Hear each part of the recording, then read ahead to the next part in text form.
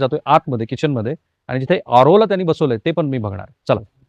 हे प्रेक्षकांना वाटेल की मी माझ्या घरच्या समस्या तुमच्यासमोर का मांडतोय? कारण ज्या माझ्या घरच्या समस्या आहेत, त्याच तुमच्या घरच्या समस्या आहेत. आता हे मशीन, हे जाऊ दे याचा ब्रँड कुठला आहे तो.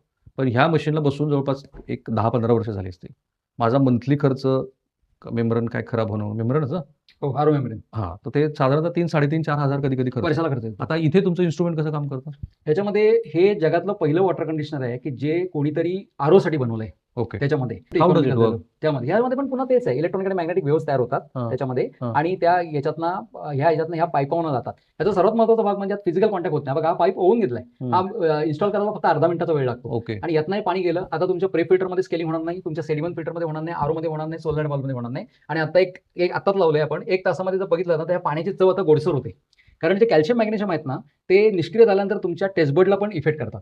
आणि ती होतं. हा म्हणजे एकदम रेग्युलर अनुभव आहे की पहिला म्हणजे सर ते मेंटेनन्स पुढची गोष्ट आली. पाण्याची चव गोड झाली त्यामध्ये. आणि मगाशी आपण ज्यांच्याशी बोललो होते सुहास मोहन काळे. ते मला महत्वाचं आहे. हे सगळं करण्याच्या आधी आपण सुहास काळेशी बोललो. ते कोण आहेत? ते राहुरी कृषी विद्यापीठामध्ये ॲग्रिकल्चर ऑफिसर आहेत. मी त्यांच्याशी बोललो. हो. त्याच्यानंतर आपण कोणाशी बोललो? ते चवंडीचे शिंदे.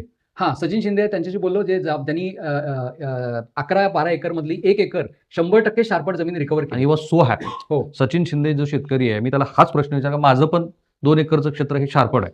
तर त्याच्याच संदर्भामध्ये पण यांना मी बोललो आणि मी पुन्हा त्यांना सगळ्यांशी संपर्क साधून त्यांचं मत काय ते जाणून घेतलं.